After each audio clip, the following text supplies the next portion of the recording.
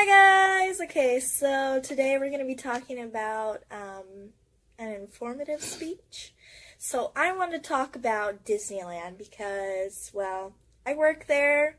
I was an annual pass holder for 6+ years, so I grew up going there. I love it. It's super fun and really enjoyable, so I guess let's get this speech on a roll, right?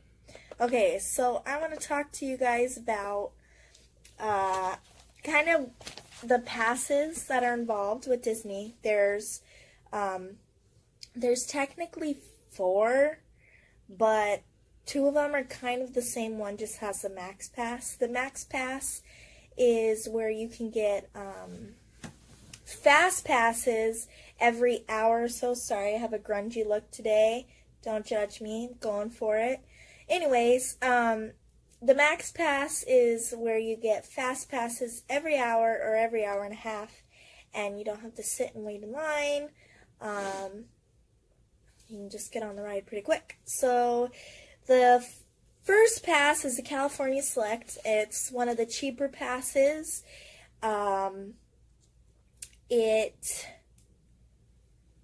has a lot of blockout dates. It doesn't have parking, and it only has 10% off food and merchandise. Then we have the Deluxe Pass that also doesn't have parking, and it has some blockout dates, which I believe the blockout dates are just during Christmas and New Year's, so that week and 2 weeks of break for everybody.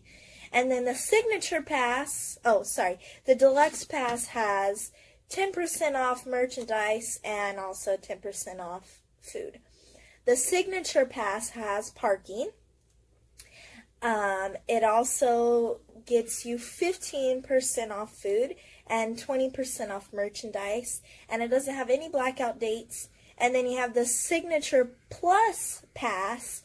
That one has the Max Pass, 15% off food, 20% off merchandise, parking, and no blackout dates. So those are the 4 passes. I used to have the Signature Pass. Also, I believe with the Signature Plus Pass or Signature Premier, can get you into Disney World, which I've seen a lot of people come in and they have this cool little pass that says, I think it's a Signature Plus, I believe. Anyways, so that's super cool too. So now I want to talk to you about the story that cast members tell. Each land has a different story. For example, in Tomorrowland, it's very futuristic. It's very based on space and things of that sort. A little fact is in Tomorrowland, they actually have real food that they are growing. For example, they have avocado trees, they have pomegranate trees, they have lettuce growing, they have cabbage growing, they have parsley, thyme, a bunch of different other fruits and veggies that are grown there because it's supposed to be futuristic, so they have all that stuff growing. Major rides in Tomorrowland would be Space Mountain and what is that? Star Tours. Sorry, normally I know what it is. I'm just not a huge fan of it because it actually makes me sick. So I guess I'll kind of go with the lands and then the major rides that are inside the lands. Some of the lands don't have major rides because they're more I guess to me, since I'm an adult, I don't really go into some of the lands because I don't particularly want to ride kid rides. Anyways, in Disney, there's Fantasyland. Within Fantasyland, you have the Matterhorn, which is really popular. You also have I believe Finding Nemo is in Tomorrowland. So anyways, you have Fantasy. Oh, you have It's a Small World as well. That's very popular. In Frontierland, you have the Thunder Mountain, and believe that's pretty much it. In Main Street USA, that's not really a land with rides. That's basically the front entrance of the park with all the shops and some really yummy ice cream, and also the Carnation Cafe, which has some yummy food. In Adventureland, I am drawing a blank on what they have in Adventureland, but that's okay.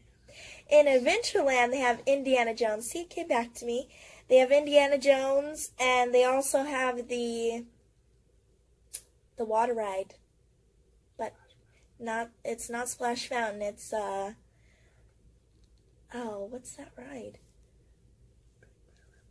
Cruise. Okay, it's the Jungle Cruise. Took me a second to figure that out. We have the New Orleans Square. That has a Haunted Mansion. I don't particularly like that ride. Unless it's Halloween, then it's the most amazing ride they have, personally, I think. Then we also have Mickey's Toontown. That includes the little roller coaster, I can't think of the name, and it has the Roger Rabbit ride. That's very popular. Next we have Critter Country. In Critter Country, they have Winnie the Pooh, Splash Mountain, and they have some yummy food there as well. And then I think I covered all the lands in Disney. Let's go over to California Adventure now. We have Cars Land, which is extremely popular with the Radiator Springs Racers. It's always a 120 plus minute wait, unless you're lucky and it breaks down, and then you get there, and then it's like 10-minute wait.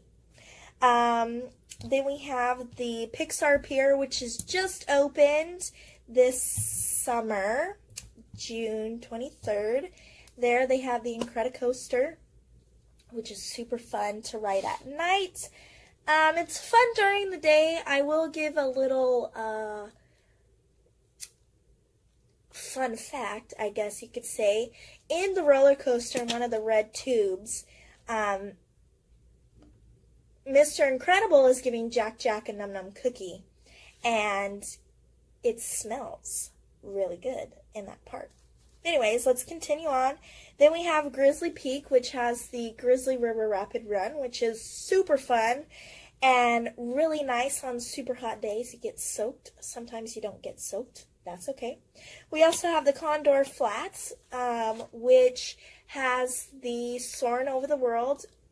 Be sure to check it out and smell while you're inside, because it smells really good. Then we have the Buena Vista Street, which again doesn't really have any rides, but they do have the newbies go and sing on there, and then they have the shops and food and things of that sort. And then we have Hollywoodland, which used to have the Hollywood Tower of Terror, however now it is Guardians of the Galaxy. You also have Monsters Inc., and you have food, the animation studio. Then we have a Bugs Land, which sadly is going to be taken out and become Marvel Land, I believe. So that's kind of why they have the Guardians of the Galaxy going into the Marvel Land. And then we have the Pacific Wharf, which is just food, and that's where I work. So yeah, that's pretty much all the major rides and all the fun things. So within those areas, within those lands, cast members tell stories.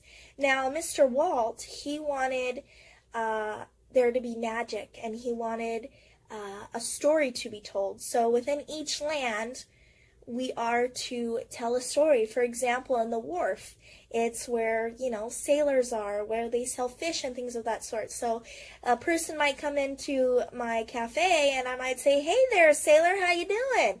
And then if they have a receipt that's over $50 and I need a signature, I say, "Hey, can I have your autograph, please?" Because we want every guest that comes in to feel like they belong. Everyone to feel happy and everybody to feel excited, because Disneyland is the happiest place on earth. And that is my informative speech on Disney. Thank you so much.